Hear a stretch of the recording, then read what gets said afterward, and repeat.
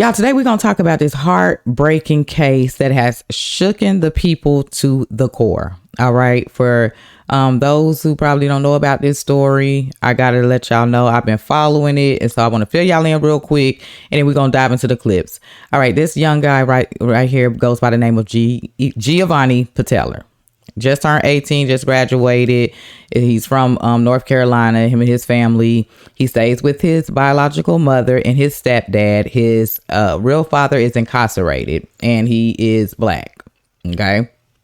So prior to this vacation, the son reached out to the family, talked to him and say, hey, I would really like to get to know my father and his side of the family. So, of course, they're like, whatnot. They like, okay, you know what? Hey, we get it. We understand. You want to meet that side. So he, formed a group chat, was talking to a cousin, and they, I guess, been planning this vacation once they get out there and things like that he'll be able to actually meet that side of the family. Never meeting cousin or anything like that. This will be his first time ever meeting his cousin when they go to Inglewood, Florida for their vacation. So they get there. Everything is good. You know what I'm saying? And then the cousin, and now we know friends, because they were just saying cousins, but it's cousin and the cousin's friend. They pull up at 1:30 a.m. They come and pick him up, and they're driving. Not even 20 minutes into the drive, a text message is sent to his mother saying, "Mom, help." Okay. Not only that, a few more messages were sent to other family members from him with the exact type of, same message. Cousin, friends pull up at 1:30 a.m. Not even 20 minutes into the ride, the mother receives a message, "Mom, help." All right. Now, an hour later, the cousin calls and says, "Hey, well, we were smoking on the way, whatnot. Your son started acting really, really like crazy and stuff like that. And he got out the car. So we got out the car in the middle of nowhere and they decided to dip." Okay. Just keep that in mind, because there's a lot of holes in this story. Right. So, of course, when he texts his mom, help or whatnot, she sleep. In other families, they're asleep when these text messages come through or whatever. So I believe it was like later on that day, his cell phone and backpack was found near the kind of near the place where he was so-called got out the car. Okay. So all this is going on. Everything is not adding up. Make the long story short, the mother and the father and things, because, okay, backpack's found, but he's not found. This happened on August 1st. Rolling around, they're like, all right, something not right, because my son's not just gonna leave his phone. He has a girlfriend, he has family, it sort of wasn't adding up to them. So they decided, his side of the family, the mother's side of the family decided to get people, and go looking for the son. They even hired a private investigator to go out and look for the son and stuff, because something's not right.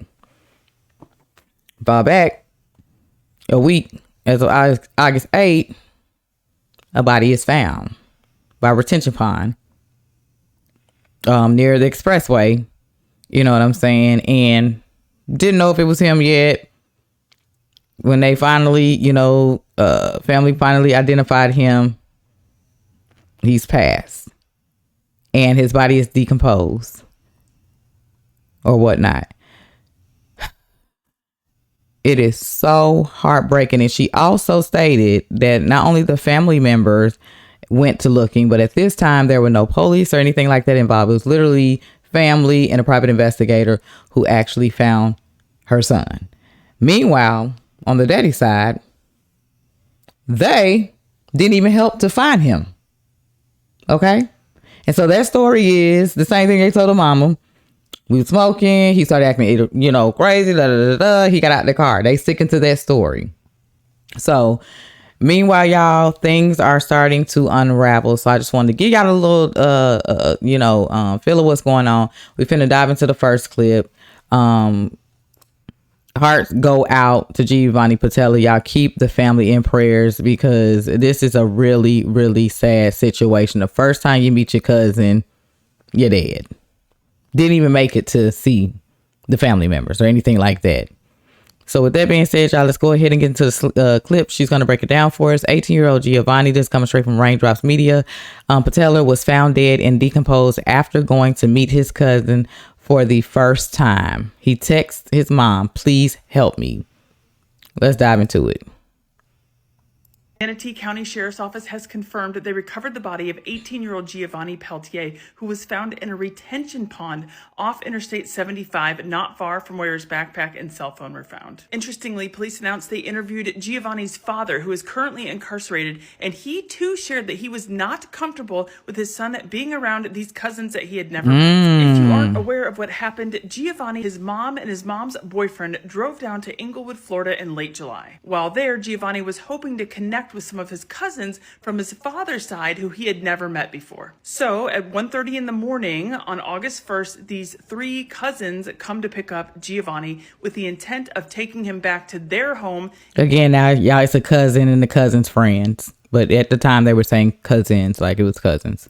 In Mims, Florida, a 3-hour drive. Just 25 minutes into this trip, Giovanni sends a plea for help to his mom, texting her, "Help, Mom." He also texted his grandfather and aunt for help as well, but everybody was asleep, so no one saw these messages till the next morning. Later that day, a truck driver found Giovanni's backpack and cell phone on the side of the highway and turned it into police. Police discovered a body which they confirmed to be male on Friday in a retention pond close to where Giovanni's backpack and cell phone were found. Police have since confirmed the body to be that of Giovanni's. So, hold on, y'all. Because these cousin and friends are saying, you know what I'm saying, that they stick it to their story. So it's still an ongoing investigation. But this is the mother, this is the stepdad, and the son. So the actual biological father said he didn't feel, and they did too, that but you know, he 18, let him, you know, we trust our son and stuff, but he even admitted that he didn't think it was a good idea. So let's continue to keep going, y'all. An update on this coming straight from, you know, ABC 7 Chicago News.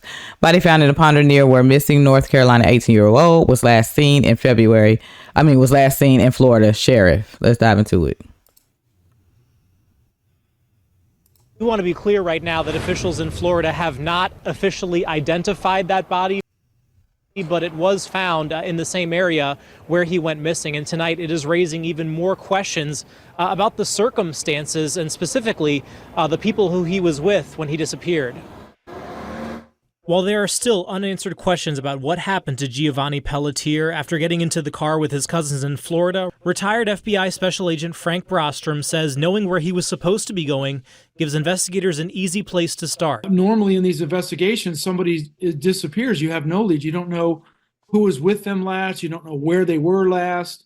And you're kind of starting from scratch. Since the cousins Gio was with already spoke with investigators, any evidence they find will give them a chance to compare that with what they claim happened. They're going to do phone work on everybody involved. They're going to interview witnesses. They're just going to lay out and do the whole Monty, lay out the whole Monty on this. And they've got some great leads. Yesterday, ABC 11 speaking with Gio's stepdad, Jeremy Brown, who says while they were a little skeptical of Gio going with the cousins he hadn't met, Gio was excited to spend time with them. We have our reservations, but we trust you. We trust that you're going to look out for yourself. We trust you're going to be safe. That is until that ominous text 20 minutes after he left, asking for help. Gio's stepdad shocked he was told Gio was left somewhere. What kind of family are you when you're going to leave your cousin on the side of the road? Right. But law enforcement experts say that part of the story from his cousins about Gio's alleged erratic behavior isn't adding up. Adding this part about he was acting strange and pulled a knife on us, and then he's the one texting help, I need help. That story's not going to stand up. And he says one way or another, the truth will come out. Their stories are now, they can't change their stories. Their stories are in cement. And the investigators are going to work around those stories and compare it to the evidence. Basic investigations 101. Yeah, and again, we do have that timetable set in stone. His parents seeing him leave with his cousins, but what happened in that 20 minutes after is going to be crucial to that investigation, Steve. Okay. Authorities in Georgia are sharing new details. Hang on, y'all. I'm trying to stop it. Okay. So And this is what I like about updates and things that unravel. Because again, I've been following the story, so I now know that they said he was acting crazy, pulled out the knife. Parents is like, yo, that don't sound like my son's behavior, or whatnot. And that they were also able to actually see these cousins pick their son up. Because at first it was like the parents didn't see who the cousins got in the car with. Then it was like the dad. So I'm glad that the parents were able to see who picked their son up. Because I mean, I literally wouldn't go to sleep if I ain't meet these people, you know, for the at all either. And they coming to get my child. I'm not finna be sleeping and not knowing that, you know, see them off. So I'm glad that came to light. But yeah, they cannot change their stories. Now y'all let me know. Like, does that sound like, come on? Because at the end of the day, Giovanni, rest his soul, and the cousin and the friend in that car, they know exactly what the hell happened. They know. And then another thing for me too, y'all, is why in the hell, if all this was really taking place and stuff like that, and y'all was only like 20 minutes in, 25, you know what I'm saying? Why the hell y'all didn't just turn around and take him back? You literally say he got out or whatever that situation was. He got out in the middle of nowhere at that time of the morning. It was a 3-hour drive that they were going to. Remind y'all, this is a 3-hour drive that they trying to go to. So y'all really just gonna say he got out in the middle of nowhere and just like, come on. Okay, with that being said, y'all, we brings me to the last clip of the day. I appreciate y'all for tuning in, kicking it with me. Family calls for FBI investigation after finding Giovanni Pelletier's body. Let's go ahead and dive into this, y'all. I want to know y'all thoughts in the comment section. Again, this story is still being investigated, and I am praying for the family of him and like the pain of a vacation that was supposed to spark memories. You know, he just turned 18, he graduated. It's like, this is devastating. And for the first time, you're excited to meet up with your cousin and you're gone. And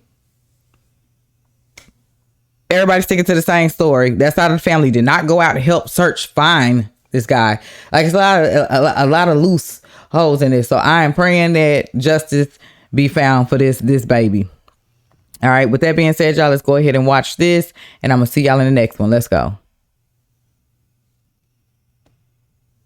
Community correspondent James Sparvero. Even after finding his body, Hang on. community correspondent James Sparvero.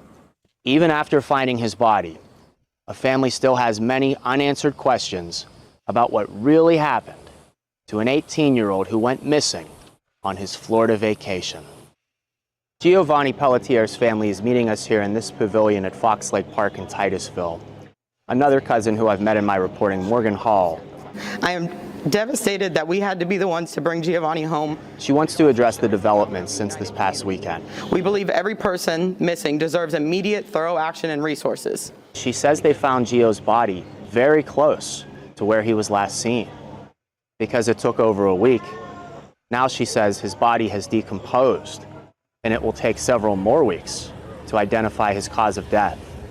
So if a 1 mile search would have been done thoroughly, there would have been a potential to figure out what happened to him. A lot of those who have watched our reporting, they have questions about the people Gio was in the car with.